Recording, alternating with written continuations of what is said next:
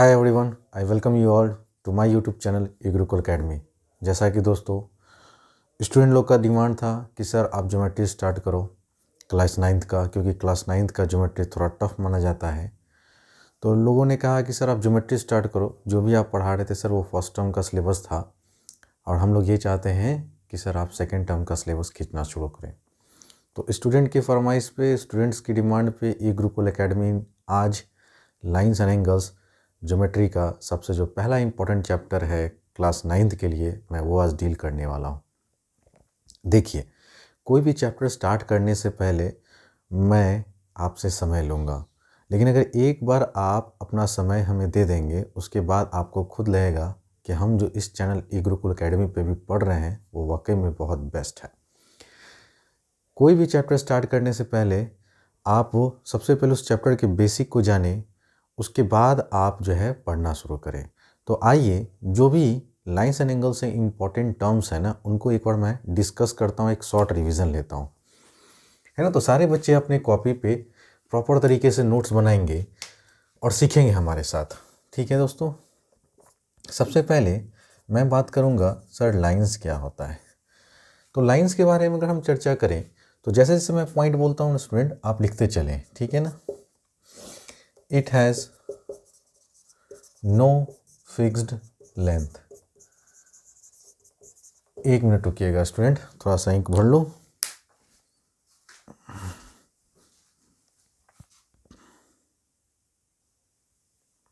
आइए स्टूडेंट, सबसे पहले हम लोग ये देखेंगे व्हाट इज़ लाइन। तो मैंने पहला पॉइंट लिखा है it has no fixed length. कहने का मतलब किसी भी लाइन का जो है दोस्तों फिक्स्ड लेंथ नहीं होता है ना। तो अगर आपके कहूँ कि ठीक है आप 5 सेंटीमीटर का लाइन खींच के सीख बताइए, तो आप कहेंगे नहीं सर 5 सेंटीमीटर का लाइन खींचना ये सही बात नहीं है। आप बोलेंगे सर कि अगर मुझे डेफिनेट चीज़ पता है तो हम यहाँ 5 सेंटीमीटर का लाइन ना लिख के हम लोग लिखेंगे 5 सेंटीमीटर का लाइन सेगमेंट खींचिए। तो सपोज़ कीजिए कि ये 5 सेंटीमीटर का लाइन सेगमेंट है, तो आप क्या देख रहे हैं सर, इस 5 सेंटीमीटर का जो लेंथ है ना वो फिक्स्ड है। आप ना इसे घटा सकते हैं ना आप इसे बढ़ा सकते हैं, लेकिन लाइन के साथ ऐसा नहीं है दोस्तों, है ना। इसका चूँकि लेंथ फिक्स नहीं होता है तो आप क्या बोलेंगे sir, it has no end points. इसका कोई भी एंड पॉइंट्स नहीं होगा, है ना। जब इसका एंड पॉइंट नहीं होगा तो आप फिर फर्दर बोल सकते हैं sir it can be proceeded from both the sides. चौथी बात बोलेंगे सर रिप्रेजेंटेशन कैसे करेंगे किसी लाइन को, रिप्रेजेंटेशन ऑफ अ लाइन। तो आपको कुछ नहीं करना है दोस्तों, ध्यान दीजिएगा। कभी भी अगर आपको कोई लाइन को रिप्रेजेंट करना है ना, तो मान लीजिए कि मैंने एक लाइन, अच्छा ऐसे डायग्राम बना लीजिए। जैसे मान लीजिए ये मेरा एक लाइन हो गया, ठीक है, ए, और इधर से हो गया बी। तो ये हुआ किसी भी लाइन को रिप्रेजेंट करने का सही तरीका। आप दोनों तरफ से एरो हेडेड नोटेशन से आप ये सिग्निफाई करना चाह रहे हैं कि सर ये एक लाइन है जिसका लेंथ फिक्स नहीं है। आप चाहे तो इधर से भी प्रोसीड कर सकते हैं, आप चाहे तो इसको आगे की ओर इधर भी बढ़ा सकते हैं, मन करेगा तो आप इसको घटा भी सकते हैं, ठीक है। इसीलिए लिखा गया है कि किसी भी लाइन का फिक्स्ड लेंथ नहीं होता है, किसी भी लाइन का जो होता है कोई भी एंड पॉइंट नहीं होता है। आप देख रहे हैं ना, इसका भी कोई एंड पॉइंट नहीं मालूम, इसका भी कोई एंड पॉइंट नहीं मालूम। तो मैथमेटिकली आप ए बी लिखेंगे और उसके ऊपर दोनों साइडेड एरो दे देंगे तो ये लाइन को रिप्रेजेंट करेगा। उम्मीद करता हूँ कि यहाँ तक समझ में आ रहा होगा, ठीक है दोस्तों। इसी वजह से किसी भी लाइन को दोनों तरफ हम लोग प्रोसीड कर सकते हैं। अब जब ये समझ गए ना आप लोग, तो अब आप हेडिंग दीजिएगा लाइन सेगमेंट, है ना। तो आप इसके बारे में लिखेंगे sir it has fixed length. इसकी लेंथ जो होती है ना दोस्तों वो फिक्स्ड होती है। जब इसकी लेंथ फिक्स्ड होगी तो आप कह सकते हैं सर इट हैज़ बाउंड्री। अगर बाउंड्री है तो आप कह सकते हैं it has two end points. इसके 2 एंड पॉइंट्स होंगे। अगर जब इसके 2 एंड पॉइंट और दोनों बाउंड्री तय है तो आप कह सकते हैं sir it can not be proceeded from both side. It can not be proceeded, है ना, फ्रॉम एनी साइड। किसी भी साइड से इसको आगे आप ना बढ़ा सकते हैं ना घटा सकते हैं। ठीक है, अब जब ये जान गए तो आप ये भी जान लीजिए कि sir how we can represent a line segment. तो representation of a line segment, एक लाइन सेगमेंट को सर कैसे रिप्रेजेंट करेंगे। ठीक है, तो आइए समझते हैं। जैसे मान लीजिए डायग्राम के थ्रू अब यहाँ पे मैंने ए लिख दिया और इस एंड पॉइंट पे मैंने बी लिख दिया। अब कहीं आपको एरो नहीं दिख रहा है, ना राइट वर्ड ना ही लेफ्ट वर्ड। तो जब भी इस तरह का सिचुएशन हो तो दिस पर्टिकुलर सेगमेंट रिप्रेजेंट करेगा लाइन सेगमेंट को। अब आप देख लीजिए कि जब इसका दो एंड पॉइंट है तो आपने इसको इधर बढ़ा सकते हैं ना इधर बढ़ा सकते हैं ना घटा सकते हैं, इसकी लेंथ फिक्स है। जैसे मैं बोलूं कि सर इस मार्कर की लेंथ फिक्स्ड है क्या, तो आप बोलेंगे हाँ सर इस मार्कर का लेंथ फिक्स है, क्योंकि हम इसके ना छोटा कर सकते हैं और ना ही इसे बड़ा कर सकते हैं। तो इसके दो एंड पॉइंट हुए और इसका लेंथ फिक्स हुआ, तो ये जो पर्टिकुलर हिस्सा है ये मार्कर ये कहलाएगा आपका लाइन सेगमेंट। ठीक है, तो आप कुछ नहीं करेंगे सर, ए बी लिखेंगे जैसे कि यहाँ पे है नोटेशन, और आप यहाँ पे दो डॉट दे देंगे अंत में, तो ये रिप्रेजेंट करेगा आपके लाइन सेगमेंट को। और तीसरा जो सबसे इम्पोर्टेंट है वो है आपका रे। सर रे के बारे में जानेंगे। ठीक है, तो पहला पॉइंट इसके बारे में लिखेंगे sir, it has no fixed length. इसका लेंथ ही फिक्स नहीं होता है। इसका भी जिस तरह से लाइन का कोई लेंथ फिक्स नहीं होता है, आप कह सकते हैं सर रे का भी कोई लेंथ फिक्स्ड नहीं हो सकता है। जब लेंथ नहीं है तो इसके बारे में आप फिर बोल सकते हैं it has only one and points. इसके मात्र एक ही एंड पॉइंट्स होते हैं फ्रेंड्स, ध्यान से आप पढ़ते चलिए। अगर इसका एक एंड पॉइंट है इसका मतलब दूसरा एंड पॉइंट तो है नहीं, तो जाहिर सी बात है दूसरे तरफ के लेंथ को हम बढ़ा सकते हैं या घटा सकते हैं।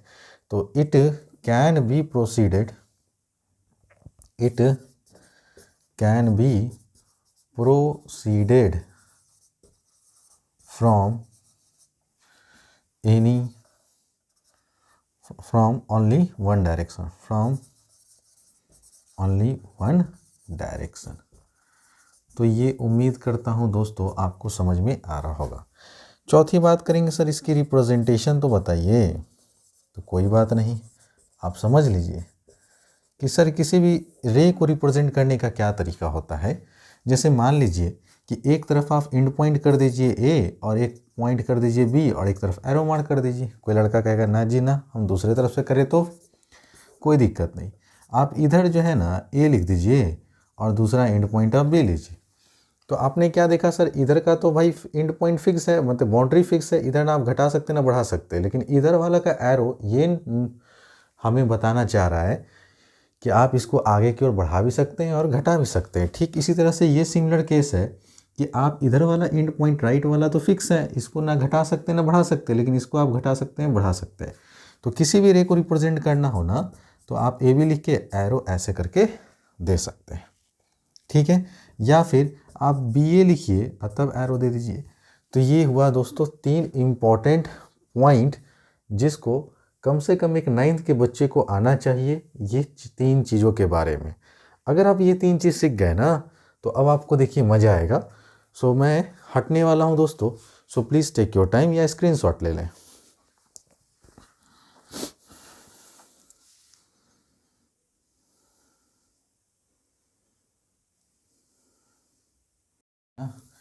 तो आप देखिए कितने अच्छे तरीके से आप सारी चीज़ों को एक एक कर कर देखते रहें, है ना, और सीखते रहें। और प्रॉपर तरीके से दोस्तों आप लोग से एक ही रिक्वेस्ट है कि अगर आप हमसे पढ़ रहे हैं ना तो एक प्रॉपर तरीके का आप नोट्स बनाएं, क्योंकि वो नोट्स आपको बहुत काम देगा फ्यूचर में भी और एग्ज़ाम में भी। आइए, हमने 3 पॉइंट डिस्कस किया, अब हम लोग डिस्कस करेंगे सर एंगल्स के बारे में। तो आप ध्यान दीजिएगा सर, एक हमने रे लिया जिसका हमने एंड पॉइंट को ओ रखा और ये रे का नाम दिए ओ ए। एक दूसरा रे रखें दोस्तों, इसका नाम हमने दिया ओ बी। तो आपने देखा सर दो यहाँ पे रे है, एक रे आपका ओ ए है और एक रे आपका ओ बी है। ठीक है ना, इस ओ बी रे का एंड पॉइंट ओ पे मिल रहा है, इस ओ ए रे का भी एंड पॉइंट ओ पे ही मिल रहा है। इसका मतलब दोनों रे के लिए एक कॉमन एंड पॉइंट है, और वो कौन सा है दोस्तों, आप बोलेंगे ओ। ठीक है ना। तो इस ओ को कहा जाता है मैथमेटिक्स में वर्टेक्स। और ये जो आप रे देख रहे हैं ओ ए, और ये जो ओ बी, जिसके द्वारा आप देख रहे हैं दोनों के बीच में कुछ ना कुछ एंगल बन रहा है। मान लेते हैं थोड़ी देर के लिए कि ये 30 डिग्री का एंगल बन रहा है। ठीक है। तो ये जो 30 डिग्री का एंगल बन रहा है दोस्तों, वो एक रे ओ बी के कारण और एक रे ओ ए के कारण। तो ये ओ ए और ओ बी, ये हमारे ओ ए एंड ओ बी, ये कहलाते हैं मैथमेटिक्स में आर्म, है ना। तो एंगल का फॉर्मेशन कब होगा, जब दो आर्म का एक कॉमन एंड पॉइंट, है ना, एक जगह मिले, तो इनके द्वारा जो एंगल बनता है, ये जो चीज़ बना दोस्तों, इसी को एंगल कहते हैं। ठीक है। या फिर दूसरे शब्दों में आप कहें सर कि दो रे का अगर एक ही कॉमन एंड पॉइंट होगा तो देयर इज ऑलवेज, है ना, एंगल का फॉर्मेशन होगा। ठीक है। अब सर ये तो हो गई एंगल की बात। अब अगर आप हमको बताना चाहें तो आप बताइए किसी भी एंगल को रिप्रेजेंट कैसे करें। बड़ा आसान है जी। आपको करना है क्या चीज़, पहले एंगल का जो सिंबल होता है दोस्तों, वो इस तरह से होता है। ठीक है।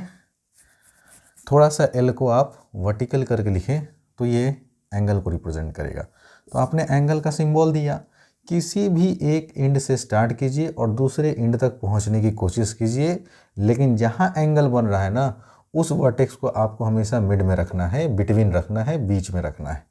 तो आपने लिखा सर ए ओ बी। अगर कोई लड़का ए से स्टार्ट करेगा तो वर्टेक्स ओ पे आएगा और तब बी पे जाएगा। कोई लड़का बोलेगा ना जी सर हम तो ऐसे करेंगे कि बी से स्टार्ट कीजिए, फिर ओ पे आएंगे और फिर ए पे आए। तो आप क्या देख रहे हैं कि हर बार, है ना, जो एंगल जहाँ बन रहा होगा ना, उस वर्टेक्स को हमेशा मिड में रखेंगे।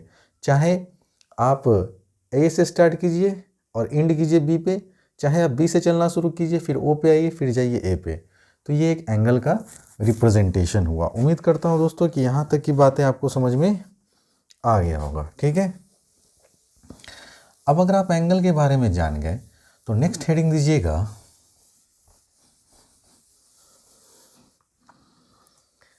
वेरियस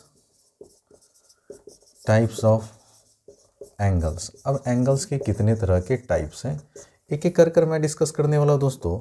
सबसे पहले हम बात करेंगे एक्यूट एंगल के बारे में। ठीक है। तो आप क्या बोलेंगे, एन एंगल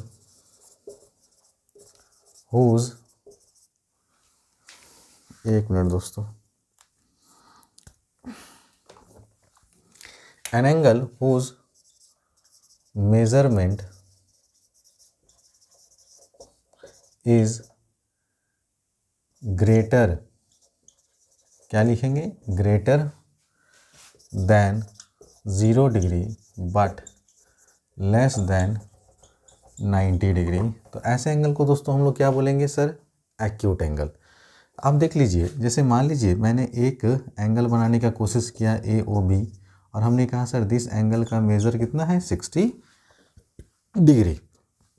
तो आप आराम से देखिए कि अगर मैं इस एंगल को हटा दूं और यहाँ पे x मान लूँ कि x जो है एक एक्यूट एंगल है, तो मैथमेटिकली दैट इज़ आप कह के लिख सकते हैं कि x का जो वैल्यू होगा ना सर, वो 90 डिग्री से तो छोटा है लेकिन 0 डिग्री से बड़ा है।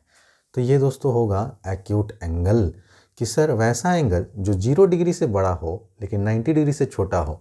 आप बोलेंगे सर कुछ एग्जाम्पल बताओ भाई, तो लो भाई 30 degree, 45 degree, 60 degree, 70 degree, 89 degree, etc करते चले जाएं, है ना।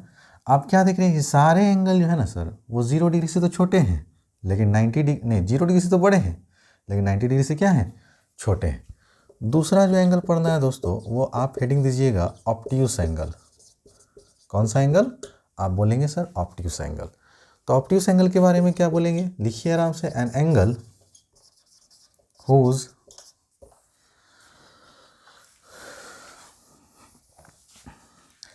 measurement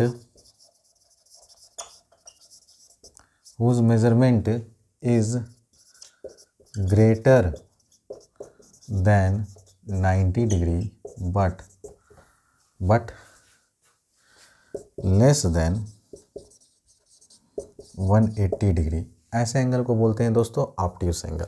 अब आप देखिए, पहले डायग्राम के थ्रू समझने की कोशिश कीजिए। मान लीजिए कि ये मेरा ए है, ये ओ है और ये मेरा बी है, ठीक है। तो इस कॉमन आर्म से कितना एंगल बन रहा है दोस्तों? 120 डिग्री। तो अगर आप ध्यान से दीजिए कि अगर इस 120 डिग्री को मैं हटा के इसको एक्स रिप्रेजेंट करूं, तो आप मैथमेटिकली आप कह सकते हैं कि यह एक्स जो होगा ना सर, ये 180 डिग्री से तो छोटा होगा लेकिन 90 डिग्री से बड़ा होगा। तो जितने भी एंगल इस रेंज के अंदर आएंगे वो सारे एंगल आपके कहलाएंगे ऑब्ट्यूस एंगल। जैसे एग्जांपल के लिए sir 110 degree, 120 degree, 135 degree, 145 degree, 160 degree, 179 degree, ETC कर दे दोस्तों, है ना। तो अगर आप ध्यान से गौर फरमाइए, है ना, तो आप क्या देख रहे हैं sir? All these angles are greater than 90 degree but less than 180 degree, then such kind of angles is known as obtuse angle. Next अगर क्वेश्चन की बात करें दोस्तों, तो तीसरा हम लोग को जानना है वो है आपका राइट एंगल। तो आप राइट एंगल के बारे में क्या लिखेंगे दोस्तों? एन एंगल हुज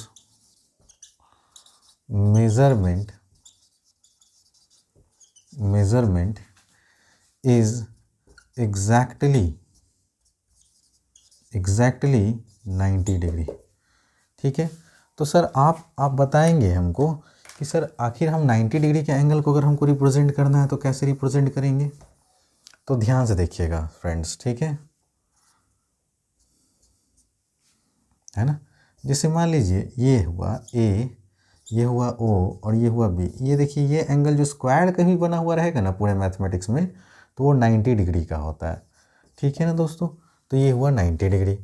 तो आप एग्जैक्टली अगर इस x 90 को हम हटा दें और इसको हम x कहें, तो हम कह सकते हैं सर कि दैट इज, अगर x का वैल्यू कितना डिग्री हो? 90 डिग्री हो, तो ऐसे एंगल को कहते हैं दोस्तों राइट एंगल। चौथा देखेंगे दोस्तों स्ट्रेट एंगल। अब स्ट्रेट एंगल क्या होता है सर? तो आप बोलेंगे sir an angle whose measurement is exactly 180 degree. तो ऐसे एंगल को दोस्तों क्या बोलेंगे? हम बोलेंगे स्ट्रेट एंगल। कौन सा एंगल दोस्तों? Straight angle. अब ध्यान से समझिएगा स्ट्रेट एंगल। जैसे मान लीजिए ये ए है, ये पॉइंट ओ है और ये पॉइंट बी है, और हमने बोला ये वाला पोर्शन, ये कंप्लीट सेमी सर्कुलर पोर्शन कितना डिग्री का है दोस्तों? 180 डिग्री का। तो इसके ऊपर जाते हैं तो 180, और फिर यहाँ से जाएंगे तो ये भी कितना होगा दोस्तों? तो आप बोलेंगे सर दिस पोर्शन इज 180। नहीं, तो कोई लड़का नीचे से रिप्रेजेंट करना चाहता है तो आप नीचे से रिप्रेजेंट कर सकते हैं, और कोई लड़का अगर ऊपर वाला रिप्रेजेंट करना चाहता है तो फिर ऊपर से रिप्रेजेंट कीजिए। तो अगर कोई एंगल एग्जैक्टली 180 डिग्री का होता है ना, तो वो कहलाता है मेरा स्ट्रेट एंगल। अब मान लीजिए कि इस 180 को मैं हटा दूं और इसको x रिप्रेजेंट करूं और इसको भी हटा दूं थोड़ी देर के लिए, तब अब आपको दिख रहा होगा। तब आप क्या बोलेंगे सर कि दैट इज एंगल AOB जो है ना सर, वो एग्जैक्टली 180 डिग्री का है। चौथा के बाद आप आइए फिफ्थ में कंप्लीट एंगल। क्या लिखेंगे फ्रेंड्स? Complete angle. तो कंप्लीट एंगल के बारे में लिखिएगा कि an angle whose measurement is exactly 360 degree. तो ऐसे एंगल को क्या बोलेंगे दोस्तों? Complete angle. अब इसी ये जो पोर्शन मैंने बनाया था दोस्तों, ध्यान से देखिएगा, है ना, ये अगर हाफ पोर्शन अगर लेते हैं तो आप बोलेंगे सर ये तो 180 डिग्री का हुआ, लेकिन अगर पूरा इस पॉइंट के अराउंड कंप्लीट घूम जाइए, इस पॉइंट O के अराउंड एक चक्कर कंप्लीट लगा दीजिए, तो ये जो एंगल हुआ दोस्तों यही 360 डिग्री कहलाएगा, क्योंकि 180 प्लस 180, ऊपर का 180 नीचे का 180, टोटल हो गया 360। अब इसको मैं हटा के यहाँ पे x रिप्रेजेंट कर दूँ, तो आप बोलेंगे दैट इज एंगल AOB जो होगा ना सर, वो कितना होगा? 360 डिग्री। तो उम्मीद करता हूँ फ्रेंड्स कि आपको यहाँ तक की बातें बहुत अच्छे से समझ में आ रहा होगा। अगर आपको कोई भी परेशानी हो ना तो आप मुझे, ठीक है ना, कमेंट सेक्शन बॉक्स में कमेंट कर सकते हैं कि sir I have certain kind of problems regarding this particular chapter, ठीक है ना। और जो भी क्वेश्चन हो या क्वेरी हो आप डायरेक्ट हमसे कमेंट सेक्शन बॉक्स में पूछें, ठीक है ना। मैं कमेंट सेक्शन में आपके क्वेश्चन को देख लूँगा और उसको अगले वीडियो में आपको पहले डिस्कस कर तब मैं आगे बढ़ूँगा, ठीक है ना। इसलिए आप मेरे साथ पढ़ते रहें, जैसे जैसे मैं पढ़ा रहा हूँ पढ़ते रहिए। कंप्लीट एंगल के बाद नेक्स्ट जो एंगल हमको पढ़ना है दोस्तों 9th में, वो है आपका रिफ्लेक्स एंगल। तो रिफ्लेक्स एंगल के बारे में लिखेंगे an angle whose measurement is greater than 180 degree but less than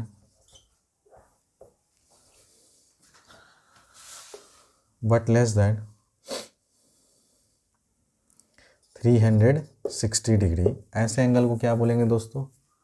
आप बोलेंगे सर रिफ्लेक्स एंगल, ठीक है। यहाँ तक तो कोई दिक्कत नहीं हुआ होगा फ्रेंड्स, तो आप बोलेंगे नहीं सर यहाँ की बातें समझ में आ रही है, ठीक है।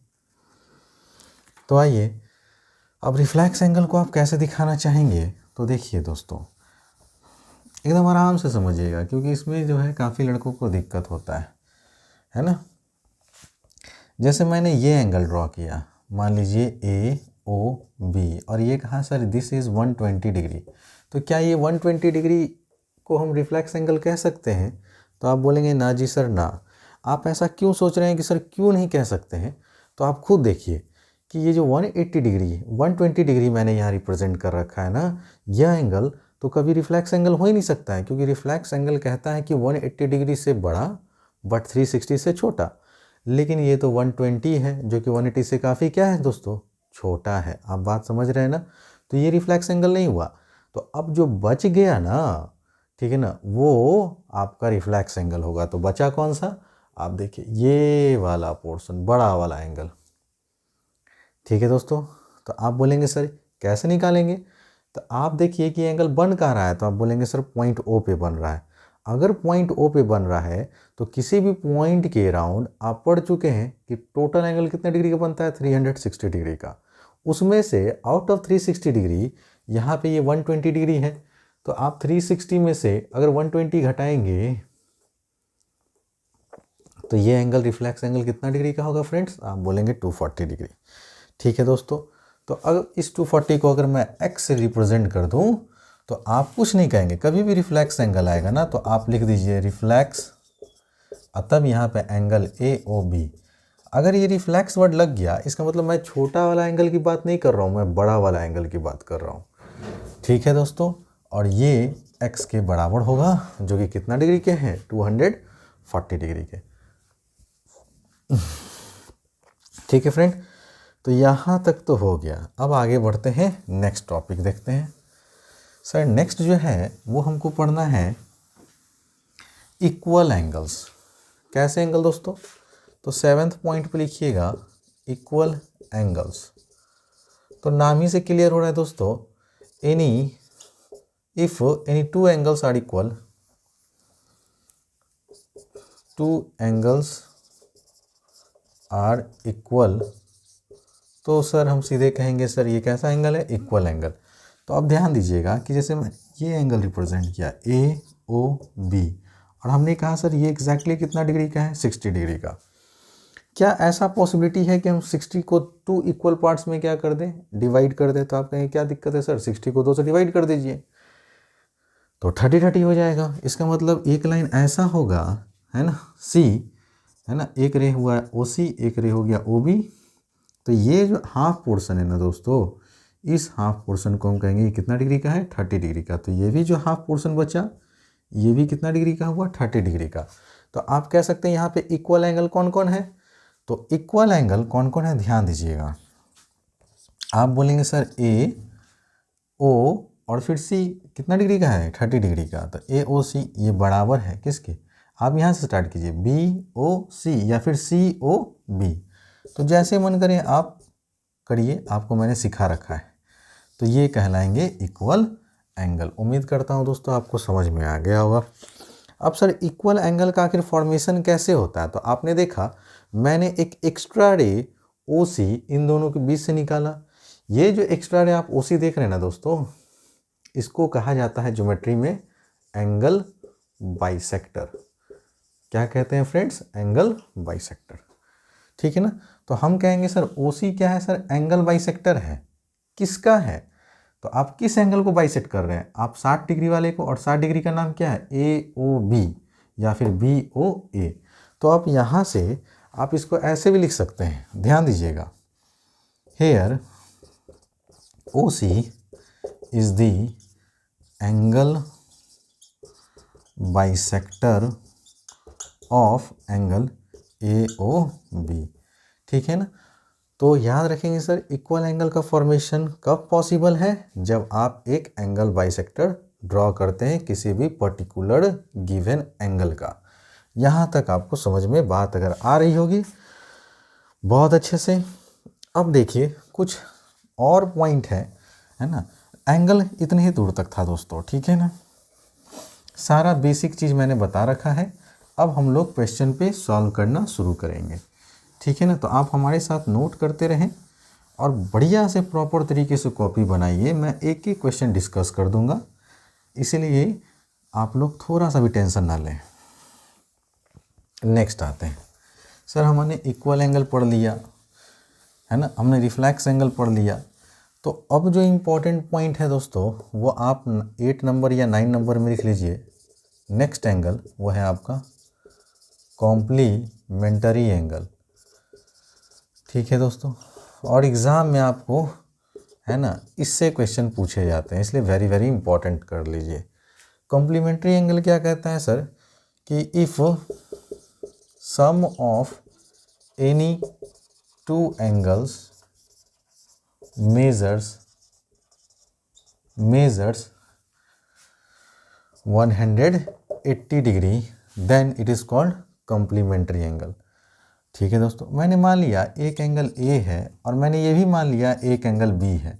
कहता है कि ये दोनों कॉम्प्लीमेंट्री कब कहलाएंगे? जब इन दोनों एंगल का सम कितना आ जाए। अरे यार, कॉम्प्लीमेंट्री पढ़ रहे हैं तो यहाँ 90 डिग्री लिख दीजिए। तो ये केस होता है सर कि अगर दो एंगल का सम मेरा कितना आ जाए सर, 90 डिग्री आएगा, तो ऐसे एंगल को हम क्या बोलेंगे? Complementary angle. अब एग्ज़ाम में क्वेश्चन क्या पूछा हुआ है? 9th के एग्ज़ाम में डिफरेंट स्कूल में डिफरेंट तरीके से पूछा। कहा आपको कि 30 डिग्री का कॉम्प्लीमेंट्री एंगल बताइए। तो जिस एंगल का कॉम्प्लीमेंट्री पूछता है ना, आपको क्या करना है सर? उसको 90 में से सब्ट्रैक्ट करना है। मैंने क्या क्वेश्चन कहा? 30 डिग्री का कॉम्प्लीमेंट्री एंगल क्या होगा? तो आप 90 में से 30 घटा दीजिए। क्या आया? आप बोले 60 डिग्री। एग्जैक्टली। मैंने आपसे पूछा कि सर 50 डिग्री का कॉम्प्लीमेंट्री एंगल बताइए, तो आप 90 में से 50 को सब्ट्रैक्ट करें, आंसर क्या आया? 40, है ना। एग्जैक्टली। तो 40 डिग्री हुआ। अब मैंने पूछा कि ऐसे दो एंगल का नाम बताइए जो आपस में इक्वल भी हैं और एक दूसरे के कॉम्प्लीमेंट्री हैं।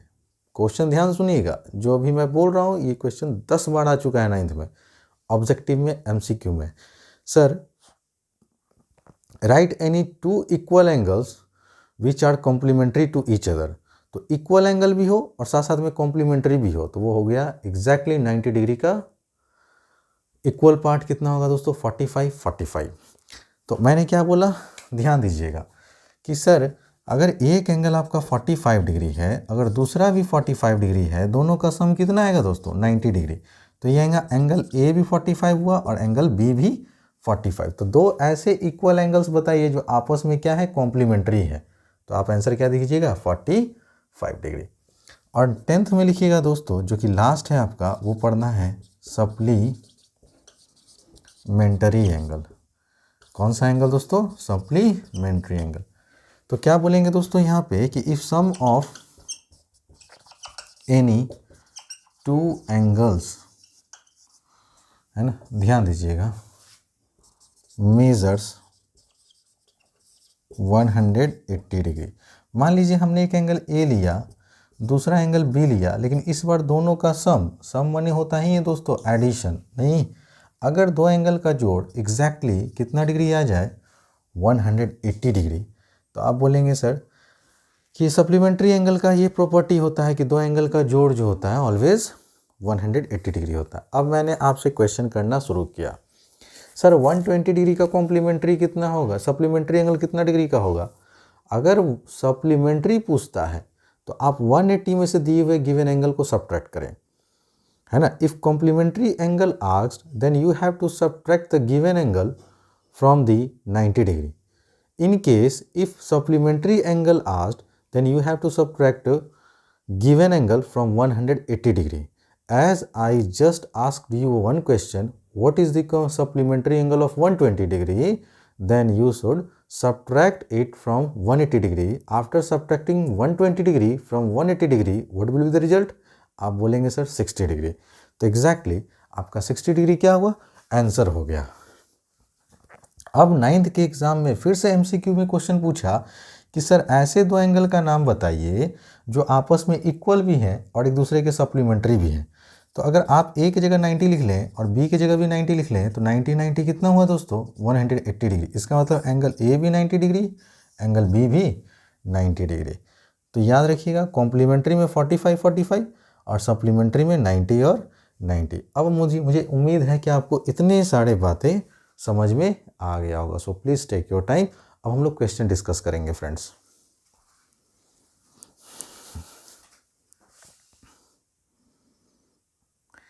आइए स्टूडेंट, अब हम लोग बहुत प्यारे प्यारे क्वेश्चन देखेंगे जो कि वर्ड प्रॉब्लम पे बेस्ड होगा, है ना। प्रॉब्लम्स रिलेटेड टू कॉम्प्लीमेंट्री और सप्लीमेंट्री। सबसे पहले सुनिए, जो मैं बात बोल रहा हूँ एकदम ध्यान से सुनिए, और अगर बात मिस कर जाता है तो वीडियो को फिर से रिवाइंड करके फिर से सुनिए, है ना। तब तक समझने की कोशिश करिए जब तक कि आप एग्जैक्टली समझ नहीं जाते हैं, ठीक है ना दोस्तों। सो इसलिए ध्यान से सुनिएगा मेरी बात, मैं कहना क्या चाहता हूँ। सबसे पहले आपको कोई भी क्वेश्चन मिले वर्ड प्रॉब्लम का एंगल पे बेस्ड, कॉम्प्लीमेंट्री और सप्लीमेंट्री पे बेस्ड, आप एक बार स्टार्टिंग से लेके एंड तक के क्वेश्चन को एक पलक झपकते पढ़िए और उस क्वेश्चन में ढूंढिए कहाँ क्या कहीं कॉम्प्लीमेंट्री दिया हुआ है, क्या कहीं सप्लीमेंट्री वर्ड का यूज़ है, क्या कहीं कॉम्प्लीमेंट्री और सप्लीमेंट्री वर्ड दोनों का यूज़ है, ठीक है ना। अब जैसे जैसे मैं बता रहा हूँ दोस्तों वैसे वैसे आप करिएगा। अगर मोर है तो प्लस कीजिए, लेस है तो माइनस कीजिए, ट्वाइस है तो डबल कीजिए, थ्राइस है तो 3 टाइम्स कीजिए, 2/5 है। देखिए मैं वर्ड यूज़ कर देता हूँ क्योंकि ये सब आपको टॉर्चर करेगा, ठीक है ना। कहीं लिखा हुआ रहेगा मोर तो आप समझेंगे प्लस, कहीं लिखा हुआ रहेगा लेस तो आप समझेंगे माइनस, कहीं लिखा हुआ रहेगा ट्वाइस तो आप समझेंगे सर मल्टीप्लाइड बाई 2, कहीं लिखा हुआ रहेगा सर आपको थ्राइस, ठीक है ना, तो आप सर मल्टीप्लाई करेंगे गिवन नंबर को कितना से, 3 से। कहीं लिखा हुआ मिलेगा 2/5, इस तरह से भी लिखा हुआ मिल सकता है दोस्तों। तो आप कुछ नहीं करेंगे, 2/5 कहने का मतलब क्या हुआ, 2/5, आप समझ रहे हैं ना। कहीं लिखा हुआ मिलेगा 3/4, ठीक है, तो आप क्या बोलेंगे 3/4। कहीं भी टीएच लग गया तो वो फ्रैक्शन में चला जाएगा, ठीक है ना, आप समझ रहे हैं। ट्वाइस रहे, थ्राइस रहे, 7 टाइम्स रहे, 8 टाइम्स रहे, मतलब गुना, कहीं भी टाइम्स रहा, ये भी बात याद रखिएगा दोस्तों। टाइम्स रहा तो इसका मतलब होता है मल्टीप्लिकेशन। ये हुआ 7th पॉइंट। अगर इतना बात अगर आपको मालूम है, 8वां पॉइंट में आपको हमेशा बोलें सर इज मनी क्या होता है, तो आप बोलते हैं सर इक्वल टू। आइए ख़त्म करते हैं कहानी। क्वेश्चन में पूछा जा रहा है find the measure of an angle. आपको सर एंगल का मेजर निकालना है, तो आप सबसे पहले मान लीजिए, लेट दी, सॉल्यूशन में लिखेंगे दोस्तों मेरे साथ, let the measure of an angle be x degree. हमने मेजर क्या मान लिया दोस्तों कि वो एंगल x डिग्री का था। अब आगे पढ़िए, find the measure of an angle which is 24 degree more. देखिए यहाँ कह रहा है कि 24 डिग्री मोर है देन इट्स क्या है दोस्तों, आपने धर लिया सर यहाँ तो वर्ड कॉम्प्लीमेंट है, तो आप दिए हुए एंगल का कॉम्प्लीमेंट निकालिए। और मैंने स्टार्टिंग जब आपको पढ़ा रहे थे तो वहाँ मैंने आपको डिस्कस किया था कि सर अगर क्वेश्चन में कॉम्प्लीमेंट पूछ रहा है तो you have to subtract from 90 degree, अगर सप्लीमेंट पूछ रहा है then you have to subtract it from 180 degree. Exactly. अब चूंकि ये यहाँ पे कॉम्प्लीमेंट वर्ड का यूज़ किया है तो आप इसको 90 डिग्री में से सब्ट्रैक्ट करेंगे जो आपने एंगल माना है। तो आपने एंगल यहाँ x माना है तो आप 90 डिग्री में सब्ट्रैक्ट कीजिए, तो आप लिखेंगे देन इट्स कॉम्प्लीमेंट बराबर, तो इसका कॉम्प्लीमेंट क्या हो जाएगा दोस्तों, 90 डिग्री में से x घटा दीजिए जो आपने एंगल को माना है। अगर वहाँ सप्लीमेंट रहता तो आप 180 में से घटाते। अब इतना 2 लाइन लिखने के बाद अकॉर्डिंग टू क्वेश्चन कह रहा है find the measure of an angle which is 24 degree अधिक है, मोड़ है, किससे अधिक है दोस्तों, अपने कॉम्प्लीमेंट से। ठीक है, तो आप x बराबर, आप x माने थे ना दोस्तों, तो ये जो एंगल है ना इज माने बराबर कितना 24 अधिक है, इसका मतलब प्लस 24, किससे, अपने कॉम्प्लीमेंट से। तो कॉम्प्लीमेंट कितना था 90 माइनस एक्स। उम्मीद करता हूँ दोस्तों कि आपको बहुत शानदार तरीके से समझाने की कोशिश कर रहा हूँ और आप लोग समझ भी रहे होंगे। फिर से मैं एक बार रिपीट करता हूँ। सर बोला एंगल बताओ, तो एंगल क्या माना आपने x, यह जो एंगल है इज माने बराबर, सर 24 मोड़ बोला, मोड़ मतलब प्लस होता है तो आप राइट साइड प्लस लिखेंगे। किससे है सर, कॉम्प्लीमेंट, तो कॉम्प्लीमेंट एंगल कितना था 90 माइनस एक्स, तो जो कॉम्प्लीमेंट एंगल है उससे 24 डिग्री अधिक है। यहाँ डिग्री लिखिएगा दोस्तों, ध्यान दीजिएगा। अब आप सॉल्व कर दीजिए, तो सर x ये हो गया 90 माइनस एक्स प्लस का 24 डिग्री। अब माइनस एक्स जब इधर आएगा तो आपको बोलेंगे सर x प्लस एक्स, और 90 और 24 को जोड़ेंगे दोस्तों तो 9 2 11, 114 डिग्री। इधर जोड़िए तो x और x 2x बराबर 140 डिग्री। अगर कैंसिल बाई 2 करेंगे तो सर 2 5 जा 10, 2 7 जा, तो आपका रिक्वायर्ड एंगल निकल गया। और जो माने थे क्या कि सर मेज़र जो है एंगल का वो कितना आया 57 डिग्री। हैंस आप करके लिख दीजिए, hence the measure of angle is 57 degree. So please take your time दोस्तों। इसके बाद हम लोग सेकंड क्वेश्चन को डिस्कस करेंगे, सारा प्रॉब्लम आज करेंगे, ठीक है।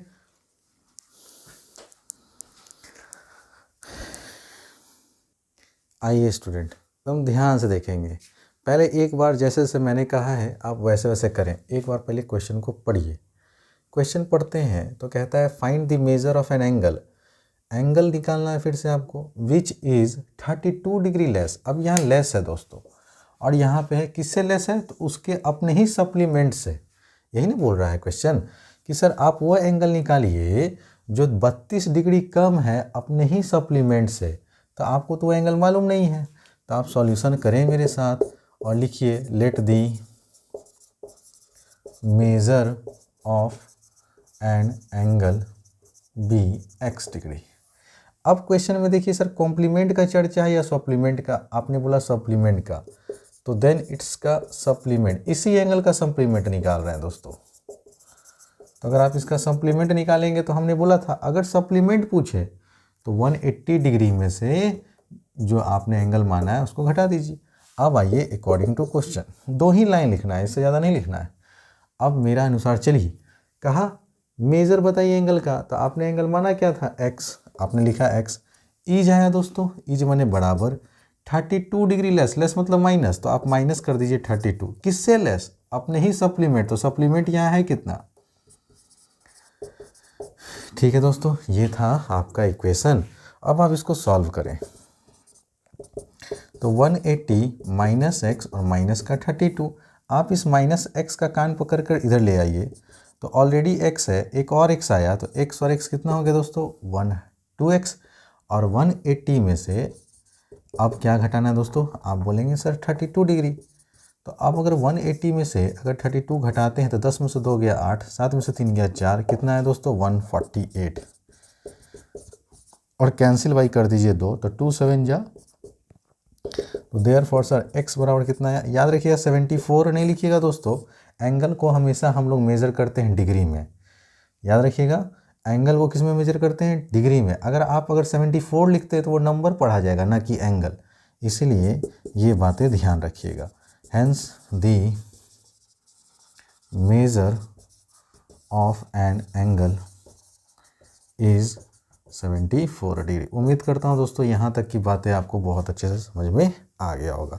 देखिए अभी आप लोग आराम से एक वीडियो मेरा और आने दीजिए, उसके बाद मैं जैसे जैसे बोलता हूँ ना, अगर आप पढ़ने वाले स्टूडेंट हैं तो आपको मैं जैसे जैसे बोलता हूँ आप वैसे वैसे करिए। अभी आपको कोई किताब नहीं बनाना है, बस मेरे नोट्स को आपको रिवाइज़ करना है, ठीक है। एक क्लास मैं और लूँगा, उसके बाद मैं जो बुक से बोलूँ आप आराम से अपने एक्सरसाइज निकालेंगे और बनाएंगे। अभी बस एक क्लास भर आप पेशेंस रखें। अगर वीडियो पसंद आता है ना दोस्तों, तो वीडियोस को लाइक करना, शेयर करना और सब्सक्राइब करना ना भूलिएगा। ठीक है दोस्तों, आप ही लोग के लिए मेहनत कर रहा हूँ।